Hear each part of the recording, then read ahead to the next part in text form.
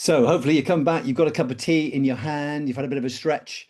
Um, in response to the overwhelming request from the pre-conference survey, we wanted to get a little bit of skills and knowledge addition in, some additional value that we can layer on top of some of the training that some of you have had, but hopefully it will also be relevant for those of you that haven't yet had health coaching training. We're drawing from some of the work we do to layer on top sort of some specific education. And I've decided to draw on chronic pain because it's a really key part of the MSK work that you've identified and also that Adam's talked about already, but also metabolic health because having good metabolic health, your energy system working well, underpins so much that helps people to stay in work and so much around mental health as well. I know there was a big call around neurodiversity and people living with anxiety and depression. I didn't feel we had enough time to do that justice in this session, but rest assured that good metabolic health underpins all those things. So let's use this next half an hour to offer you a little bit more information and knowledge that you can put into practice.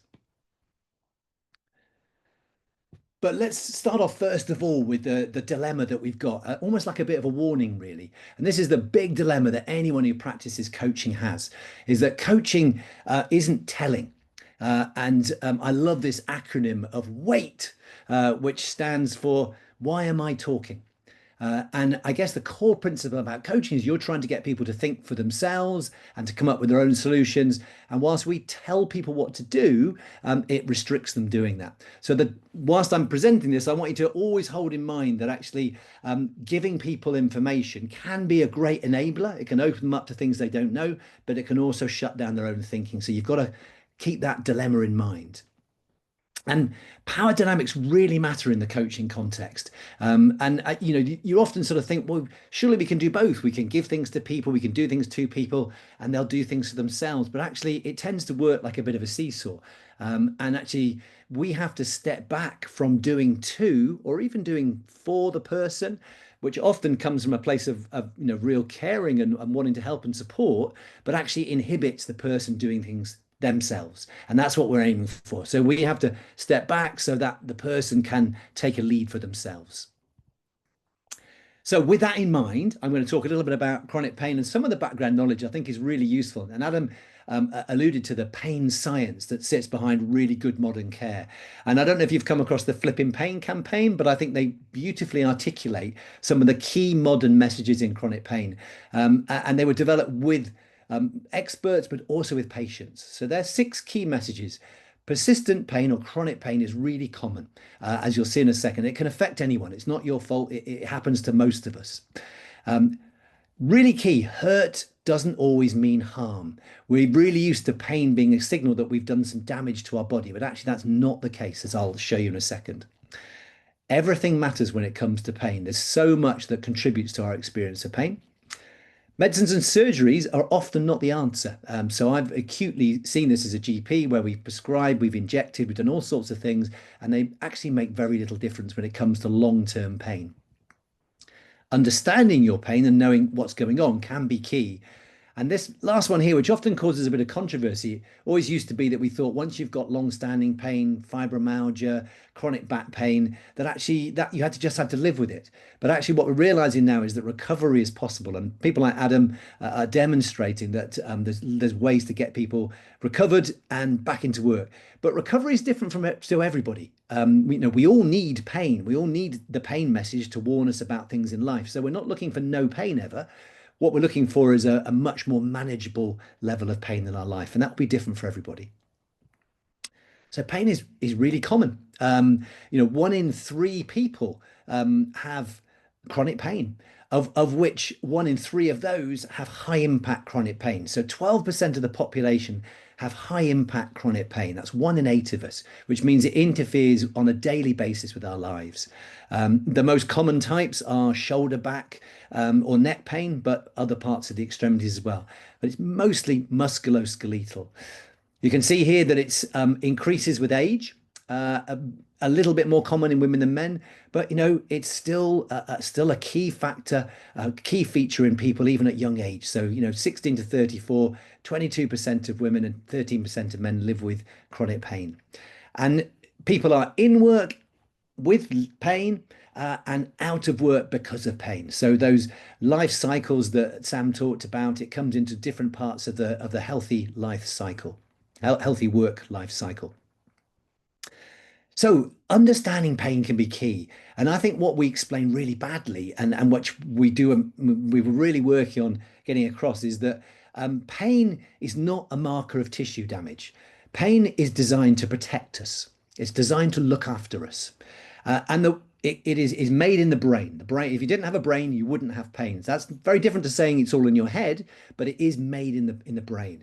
And the brain makes pain on the basis of information coming into it. Some of that's biological, so you'll get nerve inputs coming in warning you that you have had tissue damage, or giving you signals that you've been burnt, or that something's happened to you. So you get biological signals, but the brain also processes mental and emotional signals. Memories, particularly very strong. If you remember a certain situation causing you pain before, it's much more likely you're going to get pain in that same situation again. And also social threat. The brain is very sensitive to social threat. So if you're living in, fuel poverty, food poverty, social isolation, you're much more likely to want to protect your body. So what the brain has to do is make sense of all these biopsychosocial inputs, and it actually decides whether you're under risk. Do I need to make pain to protect my human? That's what the brain's deciding. And most of the time, normally it does it well. But when you have chronic pain or persistent pain, what you're in the situation of is you tend to have an overprotective brain. For whatever reason, whether it's psychological, social, or biological, the brain is making signals that aren't particularly helpful. They're persisting longer than tissues have needed to recover, and keeping us in a constant pain. And of course, when you have pain, you then get two knock-on vicious cycles that happen. There's a physical vicious cycle, which is one of the things that Adam is really good at addressing. So, you get deconditioned. Because you've got pain, you avoid activity, you avoid lifting and carrying, which makes your muscles weaker, which decreases your activity even further because you can do even less, and you get further deconditioning. So you get a vicious cycle like that. You also get a psychological vicious cycle because having pain is by design unpleasant. It's our warning system, so the pain's going to make something that grabs our attention. But of course, having it all the time rather than when it's useful leads to depression and impoverished mood, which then leads to frustration, fear, anger, anxiety, which then further feeds into that psychological aspect of pain. So you get whatever's started it, whatever's maintained it, you get kind of further cycles that carry on from it. And when it comes to medicines, we have medicines that affect the receptors in our periphery. Sometimes we will call that nociceptive pain. So if you've got pain because you have got tissue damage, things like paracetamol, codeine, even morphine are extremely good at blocking that out, which is great because if we're having surgery or if we're recovering from surgery, then we have a good use for painkillers. We also have some painkillers that work on the nerves. So sometimes the nerves can be damaged. We call this neuropathic pain. And they may be damaged in the peripheries, in the spinal cord, or even in the brain. And sometimes anti-epileptic medications or some antidepressants can help to kind of, if you like, dampen down overactivity in nerves. But of course, they come with side effects. If you dampen down the brain, you become sluggish and tired and clouded in your thinking. So they're quite limited in their effects, although they might offer some benefit. So you might see some patients are on some of these medicines, but the longer you go on with them, the less effect they have. And what none of the medicines do is hit that kind of protective mechanism that the brain gets into. So we call this neuroplastic pain, the pain that comes from the brain being overprotective. And we really don't have any medicines that work there. So medicines and surgeries are often not the answer. So what do we focus on? Well, what we've learned is that there are sort of core lifestyle interventions that do have a really great impact on helping to settle that overprotective brain. You might be surprised to hear that nutrition is really important. I'll come into this when we talk about metabolism in a minute, but the brain is the most energetically sensitive organ in the body. And actually, if you're not fueling it well with good quality food, it's more likely to make pain. Sleep is really key. We don't know whether, during sleep we heal and so tissues and our nervous system and our brain recovers and settles down. So if you're sleeping badly, it can aggravate pain. But of course, if you're in pain, it can aggravate sleep. So the two, there's a real intimate relationship, and working on sleep can really help. Um, Stress and your response to stress is really, really key, particularly if you've had previous trauma or your body, if you like, is locked in that kind of over response to previous trauma. It's a normal reaction that people have, but helping people to come to terms with that and settle that can again be a great treatment modality in chronic pain. And perhaps most importantly, is helping people to feel safe to move again.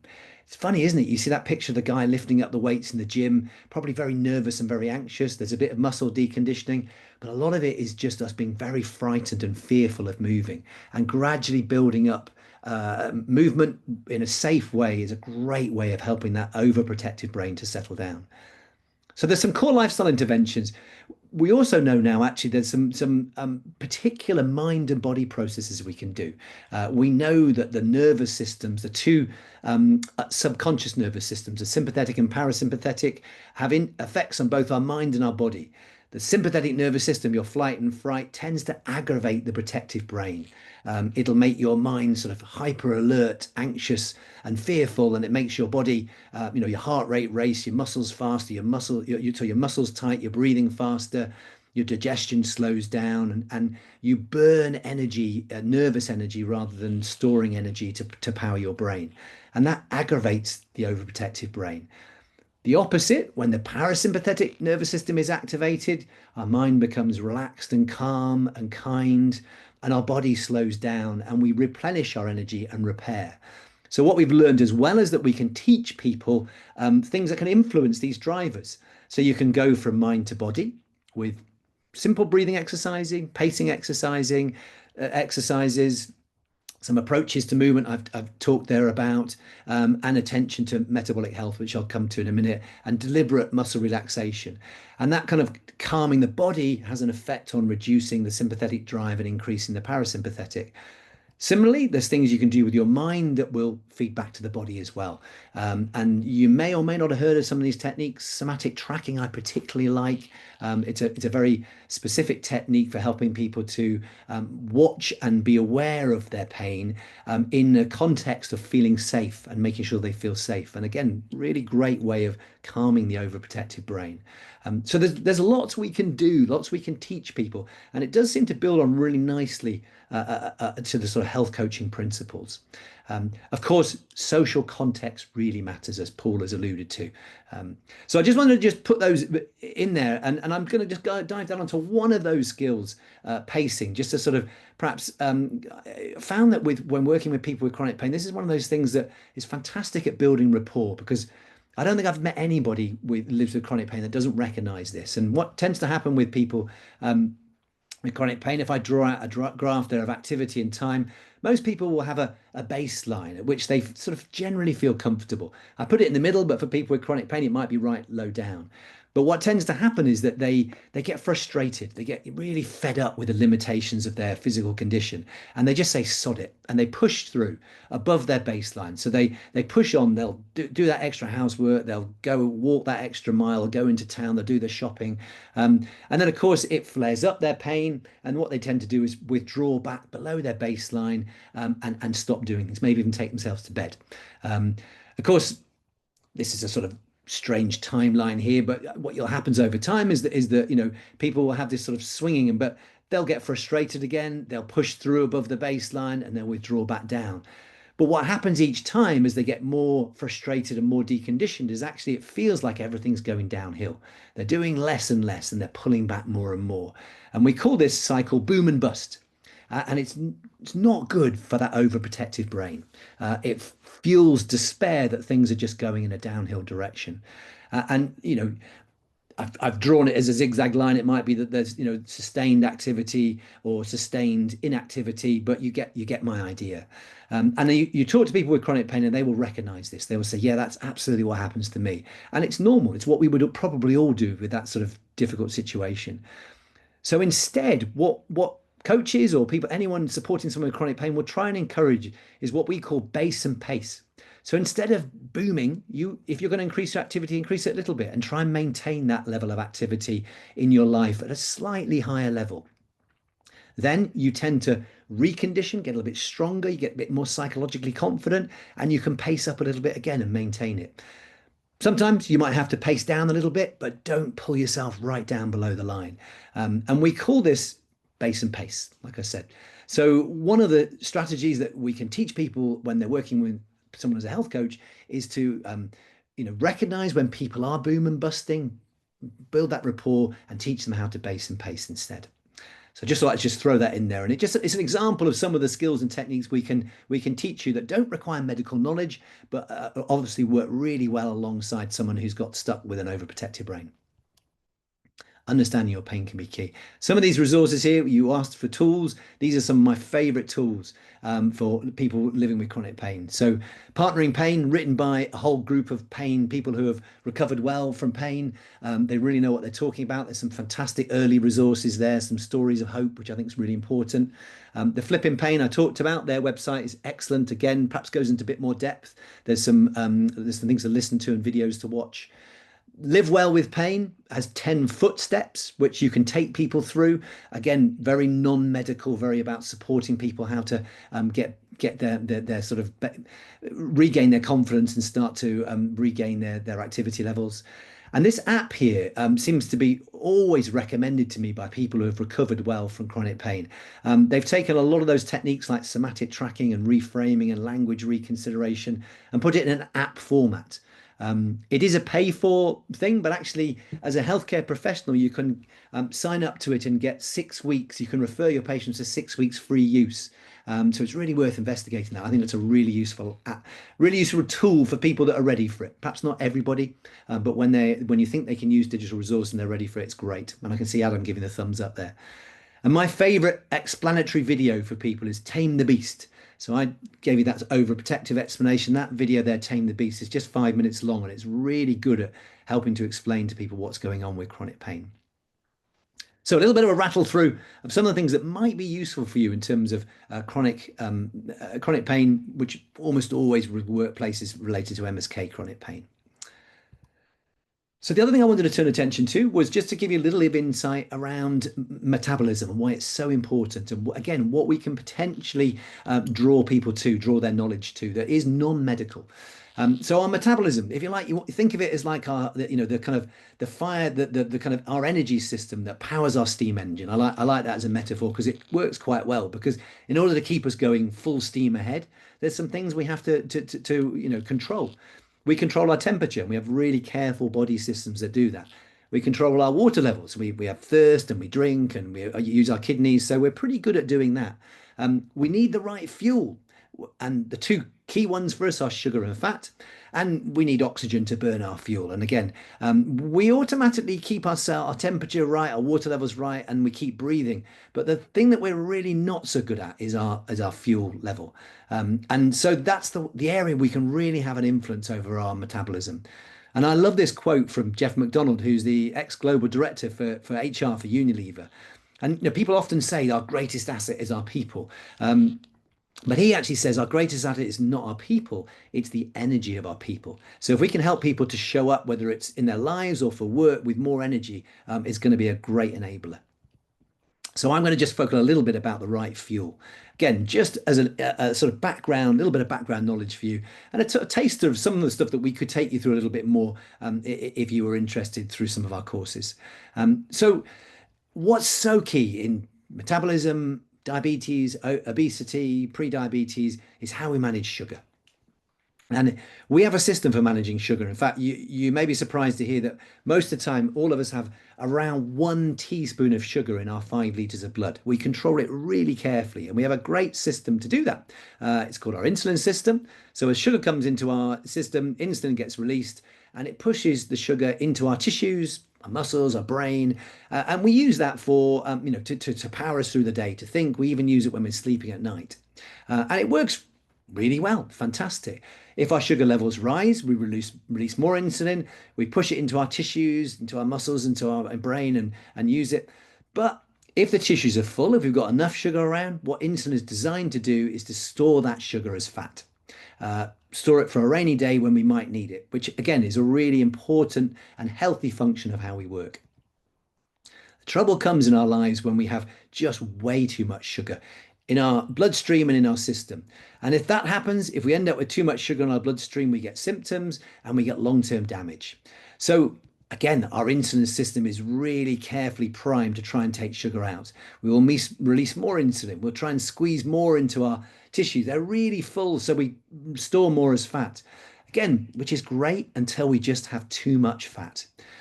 We get to a point that we call the fat threshold, where actually the body's saying, look, I've stored enough sugar, I don't need any more fat.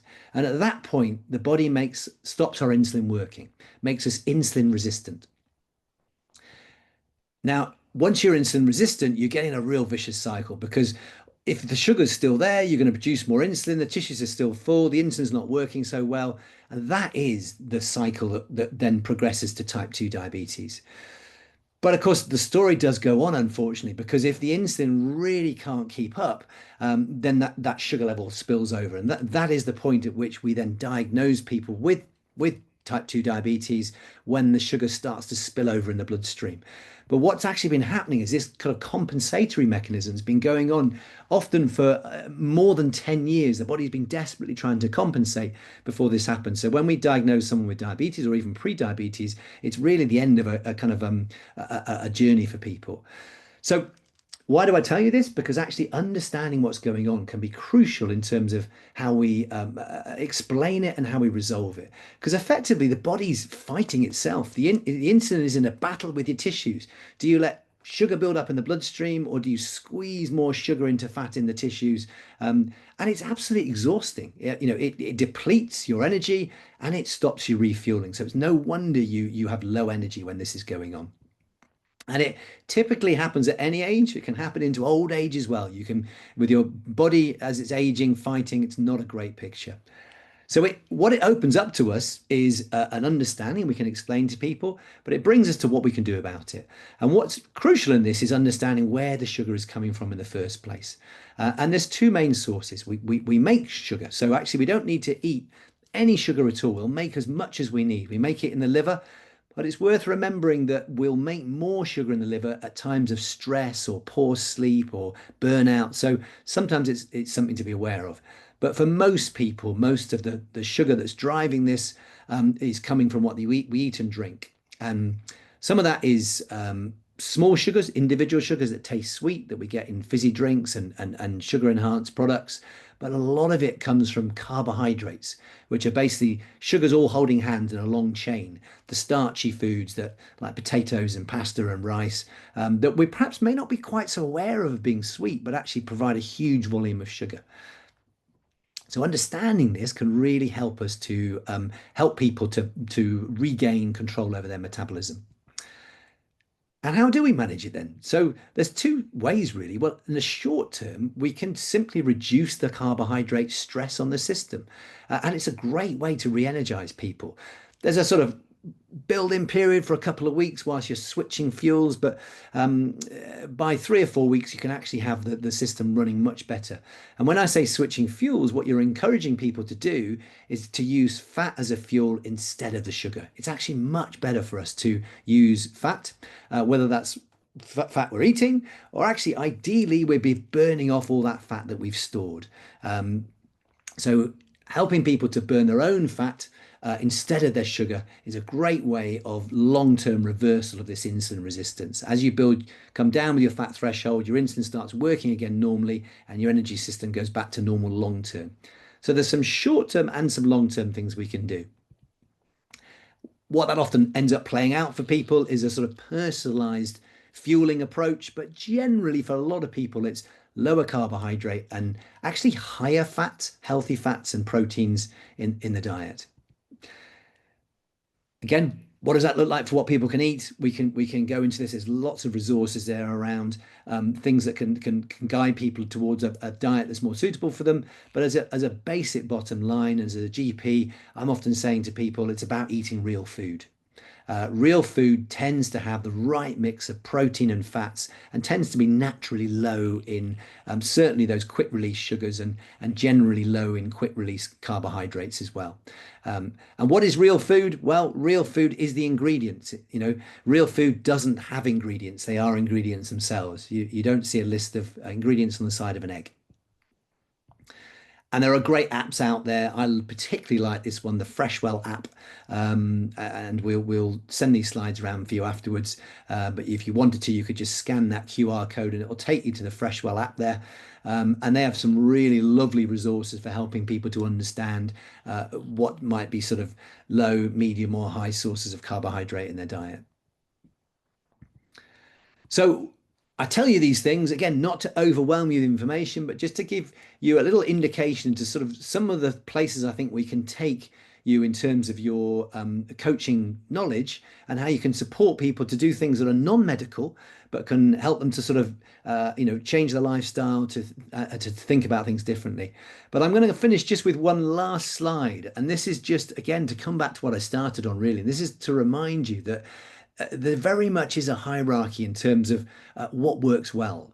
And I think too often as doctors and the medical system, we start at the top with condition specific stuff. We diagnose your illnesses, we do blood tests, we tell you what you need to do to control your illness. And actually, we're really missing what underpins good health. And we know that what leads to good long-term condition is that kind of lifestyle work, if you like, really, the core work in the middle. But actually, we also know that the key base to that is what I sometimes term self-work. And that's that kind of self-belief and sort of knowing how to engage a tool. So actually, a lot of what health coaching does, which is so valuable, is help people to feel like they can engage, feel like they are worth it. They are worth looking after. So many people just feel like they don't deserve to be looked after properly and don't look after themselves. And that it's worth the effort to engage and then believe that it can make a difference. We would then build on top some sort of, looking at social determinants of health, looking at lifestyle things. And only after that is it really worth building on the condition specific stuff. So I would just highlight as a doctor to you really that this is the sort of, if you like, the hierarchy of health, and that health coaching has such an important part to play to build that base level. You can of course build some of the additional bits on top, but actually, a lot of time, as long as you've got that base level right, you've really got people going, and they'll find things for themselves and they'll follow instructions from other healthcare professionals. So let me just stop there. I've wrapped